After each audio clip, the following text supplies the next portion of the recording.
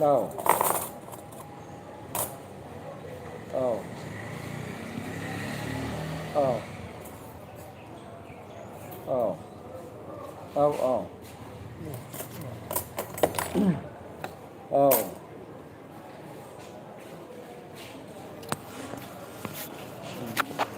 औ बे खोथाखौथ' बिल पासबो खालामबाय। दे लोगोफोर दे लाइक खालामलायदो एसे फैनानै लाइभआव। औ औ थांजोबगोन नामा बेथ' बे साइजलैबा ओमफ्राय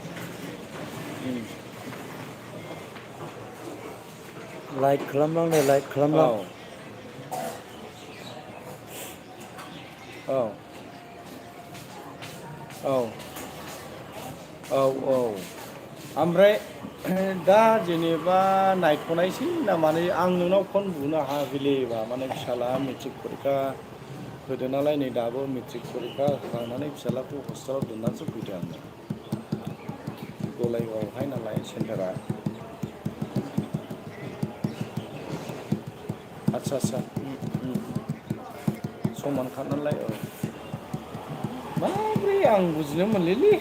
मिथि जिखुनु जा उनावहाय एसे उनावहाय माबा खालामनोसै नामा ने? नायनोसै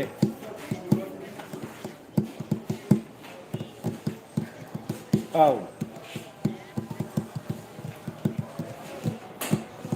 दाखालि थांब्रबनाया ने? दे दे दे दे जागोन दे दे दे दे औ दे दे होमबा दे औ औ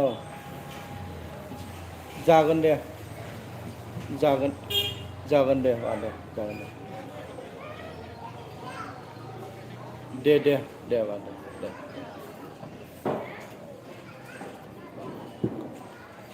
मैयाथ' आदायाबो सफैयासै दहाय ना फैयामोन फैयाखैसैना बेलासियाव आंबो हाबायाव थांनानै दसथायावसो फैखाबाय गासिनबो मावग्रानि फिसाजोनि हाबामोन लोनथिबारियाव औ गाबोन लादिनि मिथिंखौ दोनदो फिसाज्लानि फरिखा नै थांनानै फैनो बावाखै आङो आरो समबाराव दंलायनो गाबोन सुनिबार गाबोन लादिनि आदै आं दा बुंनोसै बिजुनाखौ ओमफ्राय मेसेजबो हरनायसै मानोसै फर्मखौ क्लियार खालामनानै जास्ट आजेन्दालाय बे थाखा फैसा जानायाखौहाय माबा खालामनानै औ गोबावबो जाबाय मानसिफ्राबो सानफ्रामबो खननै खनथाम खनब्रै जानोसै नै इन्टारेस्ट जाखाबाय माथो बेसांनो गाबोन लादिनि औ मा ए नैबेखौ नों सोंबाय सोंनो मोनबाय आं दा बुंनायसै जियानो दानला दाननो दस्रा बुंनो दानाला जों गुबुनखौ हमनायसै होनना बुंनायसै आं स्रा स्रिनो बिदि ओमफ्राय जिथुनि फैसा बेसेबां दङ बेखौ दानहोनायसै ओमफ्राय बैसिनि बेसेबां दङ ओमफ्राय बैखौहाय दाखालि जों बावलानो आं बुंलांखाबाय नोंसोर दा गोसोखांदो आं बावोलै होननानैहाय एसे न'आव हाबहैनोहाय होननानै बुंदोंमोन जोङो बैनो फैसा हैखालि प्रबना ने ओमफ्राय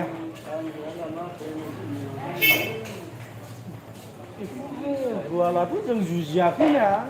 मोननांगौखौसो जों बिदों नोंनि माबाखौथ' जों गाज्रिबो बुङाखै खिन्थु मा खालामनो माने जों रायजोजों नों हारसिंजोंलाय माथो जुजिनाय नोंलाय जों असिनो खिथाना गारियाखौ गोम दोननाय जोङो असिनो इनफरमेसन होनानै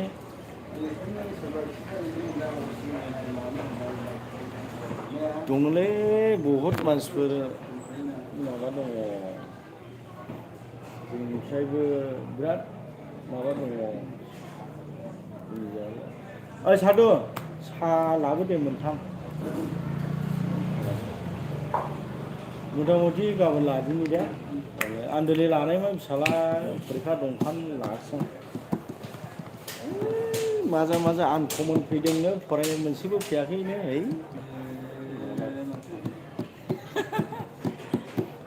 सोंबाय आङो गासिनावबो बिदि बयबो बिदिनो रायलायदोंनो आंग्रो होग्राफ्रा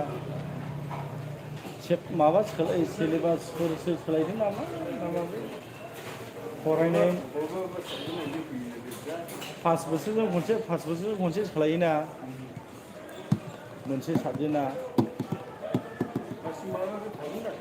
पासमार्कआथ' थायोनो थानायालाय फरायनाय मोनसे सिस्टेम माबाया बेयो मोनसेबो फैयाखैनो जायफ्रा टेक्सटबुक फरायाखै बे सेस जालायबाय टेक्सटबुक फरायला सेस जाखायो मडेलल' फरायला एक्सुवेलि मडेलाखौ फरायनो नाङालै मडेल फरायबाथाय सेस जाखायो टाइमबो लस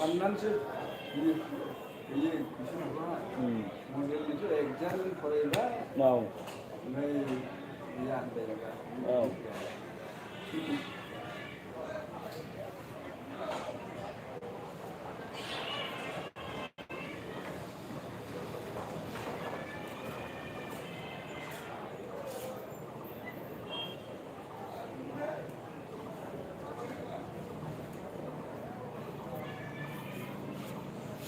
छब्बिस तारिखआव जोबनो 27आव लायनांगौ आरो समबाराव फरिखा दङ समबाराव इंलिसआवबोथ' सिन्था गैया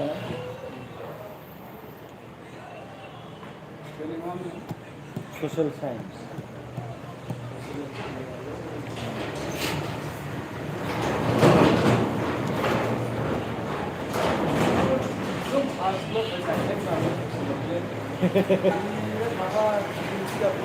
औ फैयो नोगोद गोलावना ओमफ्राय जारिमिनाबो हिस्ट्रिया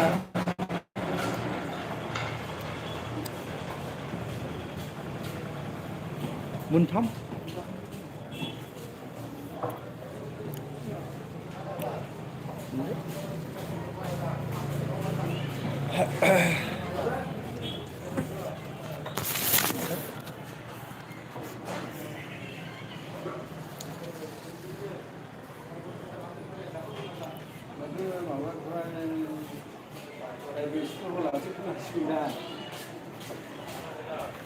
माब्रैथाय बिलाखौनो दाखालि माबा बायदिला बे आं बे बिल मोनदोंमोन ना बै बुस्थुआखौहाय उल्लेख खालामाखै माथो स्कुलाखौ प्रभिन्सियेलाइज खालामगोन होनना बुंजोबदों बेबायदि लानो थांजोबगोन नांगौ औ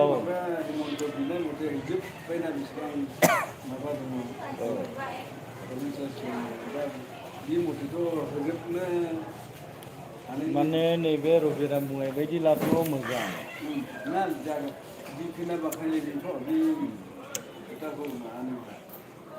साथामल' लानानै साथामबा थानांगौ एम इ स्कुलाव औ बिदिमोन नालाय दाखालि बिदिमोन नालाय नामाथ' अलरेडि हेड मास्टार फैदों ओमफ्राय साइन्स टिचार फैदों एसिस्टेन्ट सुखिदारा बोसोरनि उनाव फैनायमोन ओंखारजोबखाबायमोन दाखालि ओंखारजोबखानायखा सुब'नि ना ओमफ्राय बे हेड मास्टारनि ओमफ्राय साइन्स एसिस्टेन्टनि सुखिदारनिबो ओंखारजोबखानायखामोन नेटआव ओंखारजोबखाबाय बिसोरनिया ओमफ्राय नै दाखालि बे बिल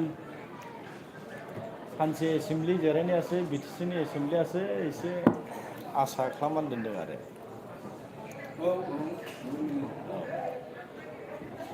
मथा मथि डिक्लेयारल' होनो बाखिसै एसे सिङाव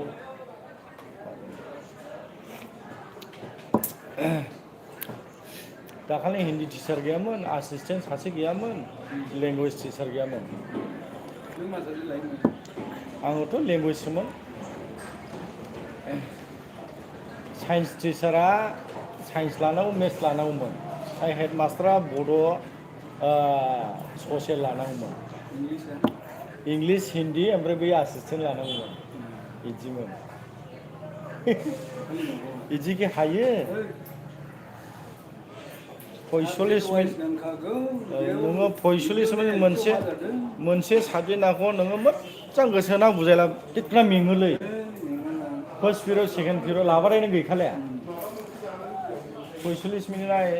सहज नङा एलपिनि बिनिफ्राय गाज्रिसिनबाव 1निफ्राय 5 सिम बुजायनायाव मामुलिफोर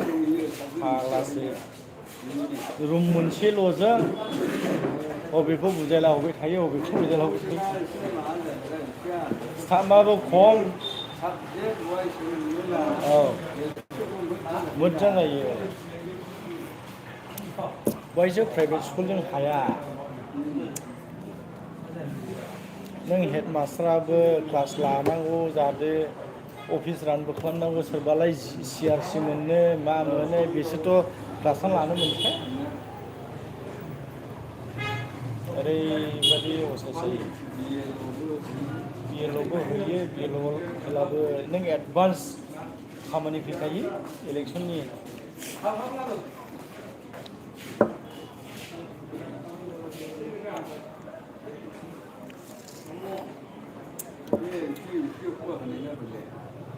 एलपिनिया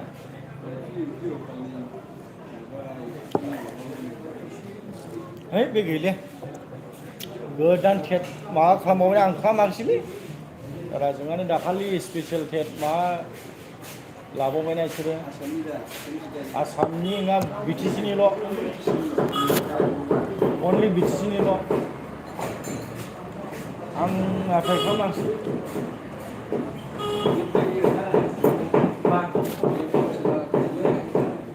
बियो DLED गैया ना